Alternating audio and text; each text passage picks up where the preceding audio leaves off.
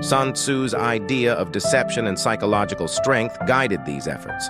The Nazis even created a psychological warfare unit known as Sonderführer, which employed leaflets, radio broadcasts, and misinformation to confuse and demoralize Allied soldiers. Simon marveled at how Sun Tzu's principles of undermining the enemy's morale without direct confrontation had been scaled up to target entire nations rather than individual armies. Sun Tzu's timeless insight had grown into a critical part of global conflict.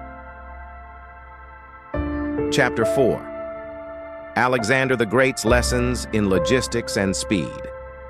Simon then explored how Alexander the Great's understanding of logistics shaped modern military supply chains. Alexander had recognized that an army's ability to move and stay supplied was crucial.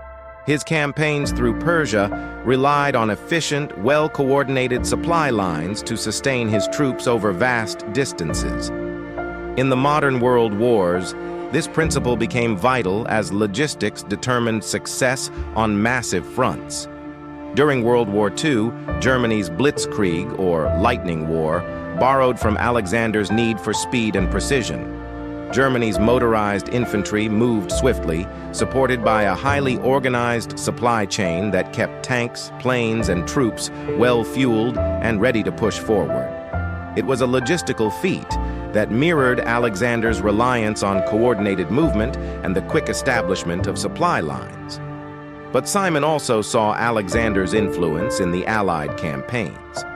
During the Normandy invasion, the Allies meticulously planned their supply routes, securing beaches, roads, and railways to funnel troops and supplies deeper into Europe.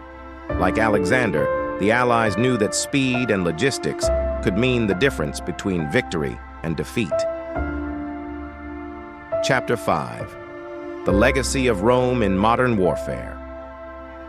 Finally, Simon arrived at the Roman Empire, the most enduring influence on the strategies of modern warfare. Rome had mastered not only the art of battle, but the systemization of war itself. It was Rome that had established a disciplined, hierarchical military, a model still mirrored in today's army structures. The Romans knew that discipline and organization were the backbone of a powerful force. World War I and II armies adopted these organizational techniques, creating chain-of-command structures, standardized training, and rigorous discipline.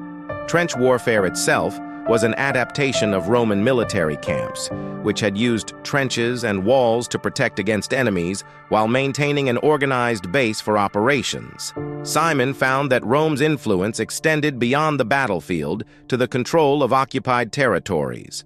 The Roman concept of assimilating conquered peoples, building infrastructure, and integrating them into the empire was reflected in the occupations of various territories during the wars.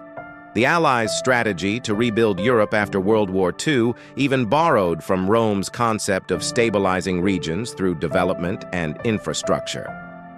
Chapter 6. The Ancient Blueprint Comes Full Circle. As Simon finished his research, he felt both admiration and trepidation. History's greatest empires had crafted the blueprint for modern warfare, but they had also revealed its dangers. The ancient empires had risen and fallen through cycles of conquest and collapse, each one ultimately brought down by the very strategies they had perfected. With the end of World War II, the world witnessed the destructive power that ancient strategies had gained when scaled to modern technology. It was as if the wars of old had come full circle, their strategies amplified and refined by human ambition and scientific progress. Simon knew that the ancient blueprint would continue to influence future conflicts, but he held hope that humanity might learn from the ruins left by those empires. Perhaps, he thought, understanding these roots would offer a way to break the cycle, to forge a future where the wisdom of ancient generals could guide us away from the mistakes of the past. And so Simon compiled his findings, presenting them to military leaders with a warning and a lesson. The blueprint of ancient warfare was as relevant as ever, but it was up to modern leaders to decide how to use it. As he closed his research, he felt a bittersweet certainty. The lessons of the ancient wars would continue to shape humanity's path, for better or for worse. The ancient blueprint: how early wars shaped World War strategies. In the early 20th century, as the world teetered on the edge of a conflict that would become known as World War I, military leaders across Europe and beyond were engrossed in a quiet but crucial task: studying the great wars of the ancient past. Generals pored over records of battles waged by empires long gone, searching for insights from history's greatest conquerors. From the Roman legions to the battlefields of ancient China, the strategies that had once forged empires were resurrected to guide decisions on the grandest and most destructive scale. Our story begins with a young historian named Simon Calder, who was fascinated by the role ancient wars played in shaping the tactics of modern conflicts. Employed as a military archivist for the British Army, Simon had access to a trove of classified materials and quickly noticed a pattern. The manuals on warfare that crossed his desk were filled with references to long-gone commanders, from Hannibal and Alexander to Sun Tzu. Their tactics were woven into the strategy of the modern age, forming an ancient blueprint that subtly influenced every phase of the world wars. Simon became consumed with unraveling this blueprint, tracing the line between ancient and modern warfare. He uncovered insights that shocked him, showing that the strategies used in ancient battles had survived the centuries, transforming from swords and shields to machine guns and tanks, but in many ways, staying the same. Chapter 1: The Siege Tactics of the Ancient World. Simon's journey began with a fundamental component of warfare: the siege. In the earliest days of organized conflict, armies surrounded walled cities, cutting off supplies to weaken their enemies.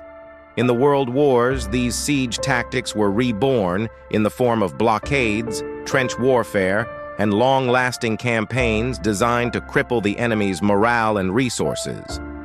One document Simon studied was a translation of the De Bello Gallico, Julius Caesar's first-hand account of his conquests in Gaul.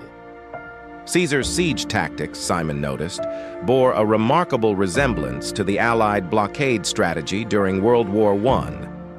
Caesar would encircle cities, deny them resources, and slowly wear down their ability to fight back. The Allied naval blockades of Germany were nearly identical in principle, surrounding the Central Powers, cutting off vital imports, and forcing them into submission over time. But the stakes were higher now. Whereas Caesar's sieges were limited to regional conflicts, the world wars extended this strategy across oceans, with entire populations suffering from the resulting famines and shortages. Simon was struck by how a tactic from an ancient conqueror had evolved into a strategy that held entire nations hostage. Chapter 2: Hannibal's Bold Maneuver and the Art of Surprise. The more Simon dug, the more he saw how the tactics of ancient generals like Hannibal of Carthage shaped the strategies of the modern era. One of Hannibal's greatest feats was his daring maneuver over the Alps during the Second Punic War. Facing the Roman legions, Hannibal used a route few thought possible, catching the Romans off guard and proving that the element of surprise could shift the balance in any conflict. Simon saw this echoed in World War II's Operation Barbarossa, Germany's surprise invasion of the Soviet Union. Like Hannibal, the Germans sought to bypass the Soviet defenses by launching an unexpected sweeping assault over thousands of miles of hostile terrain. Hitler had studied ancient generals extensively, particularly admiring Hannibal's boldness and his ability to outwit an enemy through calculated risks. This strategy of surprise wasn't limited to the Germans. The Japanese used similar tactics in their attack on Pearl Harbor, relying on a sneak assault to disrupt the U.S. Pacific Fleet. It was the same concept Hannibal had used centuries earlier: surprise, speed, and shock as the keys to victory. Yet, just as Hannibal ultimately met defeat, so too did the Axis powers find that surprise alone could not sustain them through the long, brutal years of war. Chapter 3: Sun Tzu's influence on psychological warfare. Simon's research took him to the writings of Sun Tzu, the ancient Chinese general and strategist whose work, The Art of War, remains a fundamental text in military education. Sun Tzu taught that winning without fighting was the ultimate goal, and his emphasis on psychological warfare found new life in the 20th century. In the World Wars, Simon noticed how propaganda became an essential weapon. Nations broadcast messages to demoralize their enemies, weaken their resolve, and inspire their own troops. The British distributed leaflets over Germany. The Germans used broadcasts to sow fear among Allied forces, and the Americans launched extensive propaganda campaigns in the Pacific.